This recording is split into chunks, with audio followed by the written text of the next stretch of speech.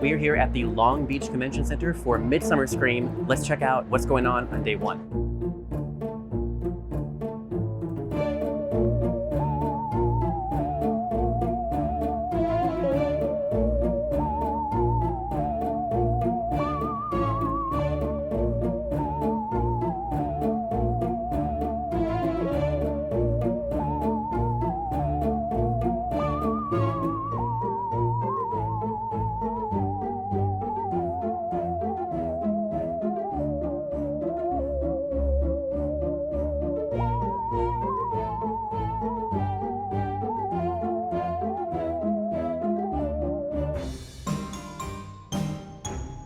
Hi everybody, we are Adam Jess Effects and we're here at Midsummer Scream 2022 and we have tons of new props to display.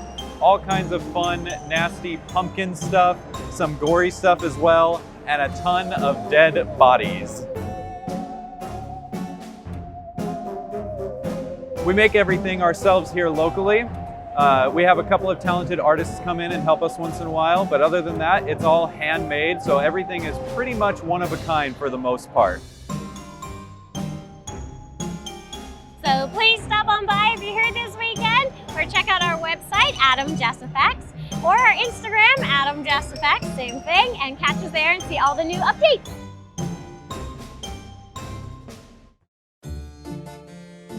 Hi, we're Kevin and Megan with Creep It Real OC. Come on out September 10th and 11th at the Heritage Museum of Orange County in Santa Ana, and we will have... We're gonna have 100 vendors, live music, lots of great food, spooky fun everywhere. Characters, 1960s hearse. It is an Alfred Hitchcock theme, so you'll find some characters appropriate to that. Tickets are really cheap. We got discounted tickets this weekend only though. Go to our social media and you'll find some great discounted tickets. Our website. Go to our website. Go to our website. Tickets on sale now. Can't wait to see you there. Hi, my name is Cheryl Husto, and pretty much I follow my kid around. He is Marcos Husto, that creepy cool kid. He's a horror fan, filmmaker, and for Midsummer Scream, we are highlighting his haunter. We have a haunt in Burbank, California.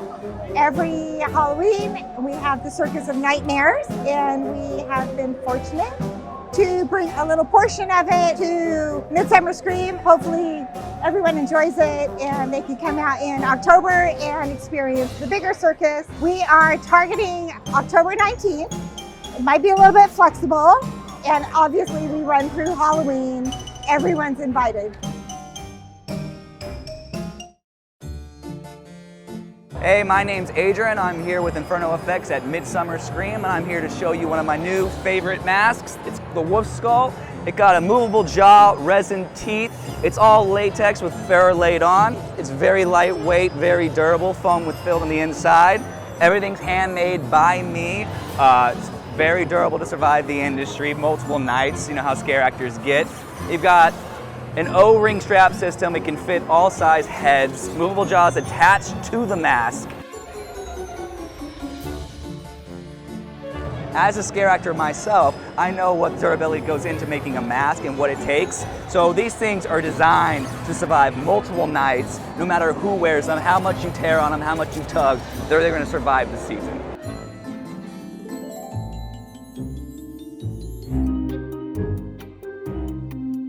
My name is Corey, and we brought the Quail Run Carnival here, which is a vintage Halloween carnival where you can win your Halloween candy. Well, we have two games right now. One's a knockdown game and one's a ring toss game. And each of those, depending on how you do, reveals what your prize is, what size candy and what type of candy you win. It just seems like something that was comforting and fun for people. So we were trying to do something that was a little more upbeat, a little more happy, and a little more kind of inclusive, all age groups on Halloween. And a lot of people seem to kind of really resonate with that aesthetic right now. Every year we try to add a new carnival game. So this is only our second year, so we have 2 games out this year. So our ring toss is our new game this year, which we're calling the Seance. If you look at the carnival, it's the exact same size as a garage. So ours fits exactly into a garage. So eventually it's gonna start spilling out a bit more, but yeah, it's a home display in Agora Hills. We have an Instagram for it that's gonna be updated with all the information as we get into the season here.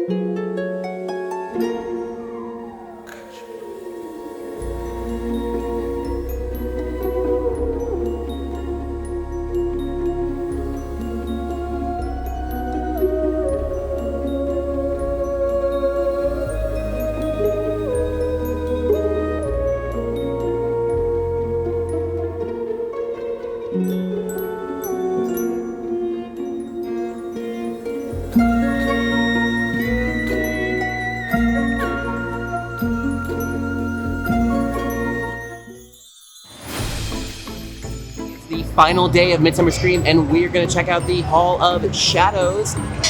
Let's see.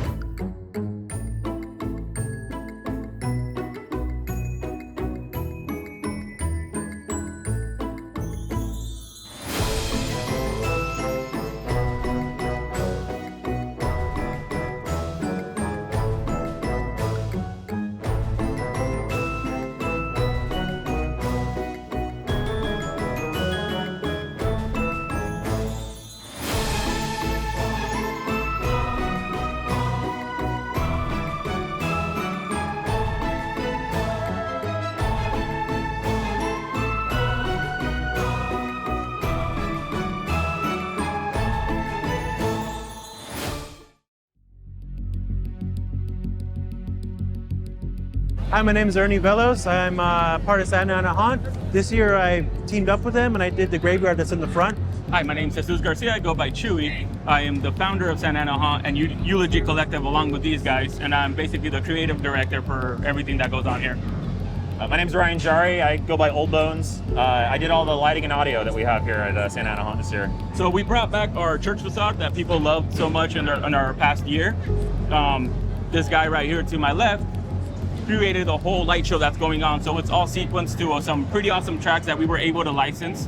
Along with that, we brought pretty much the same thing inside, but since we're not doing it at a home haunt, there's some twists and turns along with some stuff that he put in there. It's funny because we joke about this the last 2 months. We've talked to each other probably more than we do to our significant others, going through all the details. We're constantly calling each other, but again, we teamed up and brought back Santa Ana Haunt this year. For the season, we'll bring it back, and we'll see what next year brings. The graveyard, my idea was pretty much to have a traditional graveyard, but at the same time, sort of show that it's beat up, like it's been through hell almost.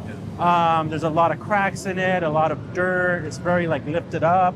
I even added LED screens in it that have spirits that are coming out of the ground. So it's nice, and then you add in like all the roots, and then you have the noose and all that kind of stuff. Once you add it all together, it gives you an idea of what you're going to pretty much go into. And then once you see the church, it just ties it all in. You're like, yeah, this is somewhere I don't want to be. Once you get past that graveyard, which he was able to bring fabulously over here, we have the church, which everybody thinks it's safety, but it's actually the gateway to hell in our imagination. So once you go in, we got the wake room in there, which again was fantastically lit up. So basically I'll come up with the sets and then he will just sprinkle his magic dust all over it with the lighting and audio. I come from a lighting and audio background too, so two minds is always better than one. Definitely. So he always goes, I'm gonna do this. I'm like, how about we add this and this? And I think we're on take 5 on almost every track. Yeah. We're on take 5 right now on everything that's going on in there. Then from there we have an eternal fire hallway. That's when you actually descend into hell. That eternal fire hallway is basically we're trying to tap into people's fears. That fear is for the eternal fire that everybody knows of, a hell that you'll be burned forever. After that, we have our torture chamber, and that torture chamber is just, again, a hell for someone's going to get the torture for the rest of their life. After that, we have the clown room, which I think is very cliche, but again, props to Old Bones.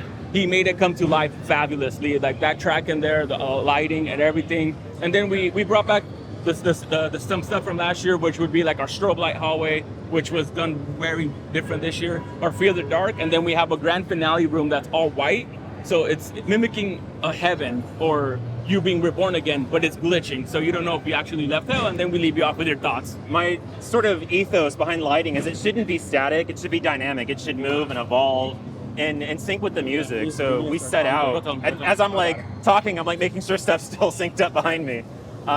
I wanted that to sort of play into people's fear and emotion as they're walking through a room. I mean, not that static lighting isn't great, but if it can move and breathe, I think we're connecting with people more in that way. Same thing with the audio. Like I licensed professional tracks from like trailer houses. He called me the next day. He goes, "Hey, Chewy, I bought the license." I'm like, "You." Yeah. And I think that's one thing that, sorry to cut you off, but that's one thing that really, I think, showcases in our haunt is that none of us get paid to do it. I don't get paid. Obviously, I founded it, but I don't have enough money to pay this guy. He brought, what, $15K worth of I'm not getting paid? No. I invest my own money. All the scare actors are all volunteers. Ernie's volunteer, he's volunteer. I volunteer my money. He volunteer. So you can tell that the love in it. We're not doing it for money. Of course, one day we want to make money off of it, but for now, we're happy with seeing people come out. Yeah. We were trying to go a little bit bigger this year, but we're actually going to take a step back and kind of assemble get our ducks in a row. We're going to do it again at my dad's house like we usually do, which is at 2309 West Coven in Santa Ana, California. The dates are tentative, but follow us at Santa Ana Haunt or at Eulogy Collective, and we'll keep you updated with the dates. My name is Rix, and I am the owner and founder of Fear Farm Haunt, and this is our display today at Midsummer Scream. Well, we wanted to do something different. We had these ideas for a castle on a mountain for a while. We just wanted to do a gothic castle in more of like a jungle thing, kind of Pirates of the Caribbean aesthetic, but we wanted to bring a little more gothic into the look. It took us about 2 months to put this together, the whole thing, all of it. We were originally only going to do one maze, but we built this and we fell in love, so we're like, yeah, we're going to make this our second maze, but we're going to expand on it from even what this is. So we open on October 7th, and we'll be open every Friday, Saturday, and Sunday till Halloween. Of course, we'll be open on Halloween. Hi, I'm Greg from Bones Gulch, one of the creative folks, and we're a new haunt out in Castaic, which is just a little bit past Magic Mountain here in the greater LA area, if you know where that's at. It's a team of 3 established home haunts that have gotten together to do a brand new charity event. Our event supports the Museum of the Los Angeles County Sheriff's Department, and all the proceeds are going to that charity. We're all volunteer labor, and we're going to be putting on the Bones Gulch Haunt, which will be a old Western themed haunt. We will be open every Saturday in October, plus the last Sunday, which is the 30th. This is a preview of what you'll see out at Bones Gulch. It may not look exactly like this, but hey, it's a good representation. I'm David Coleman. I'm the creator of Exquisite Corpse. We're a home haunted house company. We used to work with Twisted Haunts for a few years. We started the company with them. And a few years ago, we branched off during COVID to create our own production company. And this is the first public attraction that we are opening that's not at our house. So this story is called Redwater. It is a comic book. It's a fictional comic book that I created. It is about a father and his children, about a missing father, and what his children have to do to get him back. And chaos ensues, as it always does. But the story is largely based on 80s horror movies, largely like Creepshow, that very bright color aesthetic, and Louisiana just seemed to lend itself to that vibe very well. So we decided to do a mishmash of the two, of a sort of very bright 80s Creepshow kind of vibe mixed with the grunge of Louisiana. And originally the story was supposed to be in a walkthrough format. However, because of COVID, we had to quickly adapt on the fly to create a display here at Midsummer Scream where we're still presenting our scenes just in a shortened format. So this can act as sort of a preview right now. Because the full walkthrough couldn't go up here at Midsummer Scream, we're looking to put it up later this year. We're not exactly sure when yet. The October season is looking promising, however it may have to be towards the winter, but we are planning on getting the full walkthrough attraction up and running sometime soon. I am Kate, and I am part of Cal Haunts. And Cal Haunts is a group of Halloween enthusiasts that are teaching each other how to do different kinds of builds and effects for home haunted, amateur stuff, but not to say that there isn't some kind of pro that goes on as well. So we have been asked to do the entrance, kind of create the mood for the Hall of Shadows. And this year we have a trick-or-treat neighborhood. Each of the houses was created by a different team. We each got to pick what we wanted to do theme-wise, as long as it was a house and it was part of a neighborhood that was celebrating Halloween. The teams were from all over Southern California, opposed to in the years past where we've all joined for one vision. Now you're seeing a lot of people be able to display their individual talents. When it came together, we all looked around and said, yep, this is great.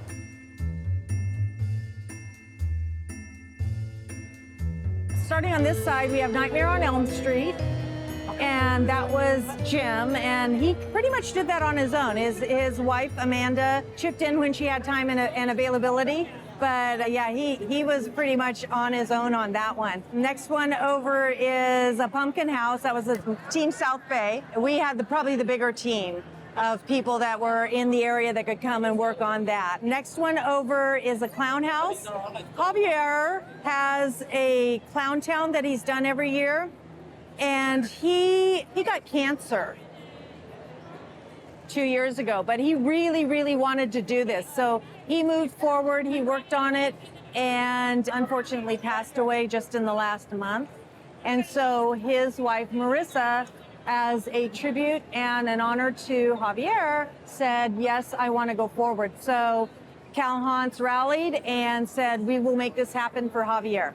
So a little bit of his inspiration has spilled over into the playground area. Diane pretty much took, the reins with Preston on making sure the playground got done. So that's why you see a little bit of the clown theme going into that. Next one over is the haunted type shack, and that was Tim and Greg. They also are doing Bone Sculch. Diane and Preston did the house that's next to it. It was part of their Halloween haunt last year. And so Jamie converted it to the trick or treat. Christy from Ojai, she did the build and reached out actually to Trick or Treat Studios and got them, it was a shot in the dark, and she was so pleased that they were willing to allow her to borrow the gremlins to flesh out. Yeah, amazing. Her son helped her with the video projection, and so they did the whole entertainment. It's really great. It's really the detail. And we decided we needed a house on the street that was, the one that got egged and toilet papered and the pumpkin smashed, that needed to happen. Next one over is Hell House, and that was Mike, and he's out in Norco. So he took responsibility for making that one a little bit scary, creepy. And then the last one over here is Scooby-Doo. Scooby-Doo actually and The Purge. So Jim and Kayla are the ones that are the concept, and they followed through with all the details. This was a concept before COVID. We started building the houses and then everything got shut down. Now it's been 2 years, but from concept to finish, we work on it about 5 months. I would say somewhere in March is where we get together. We knew what the house was supposed to be built-wise. Then it was like, well, what are we going to do theme-wise, and what will that take? I didn't realize that I was a haunter until I came to the first Midsummer Scream and I saw what Cal Hans was doing. And I looked at it and I went, I want to do this, but how? And so one of the members said, you come to a meeting, we'll teach you how. And I was like, sign me up, I'm coming. And they have been 100% so supportive, because we were losing trick-or-treaters in our neighborhood. And I thought, if I make something in my front yard that the adults want to come see, they'll bring the kids with them. And I'm happy to say that last year, we've had several hundred come, which was really nice. The neighbors enjoy it. I have very good support from my neighbors. They enjoy seeing not only the display, but especially during COVID, it brought the neighborhood together to be able to celebrate being a neighborhood. It's appreciated.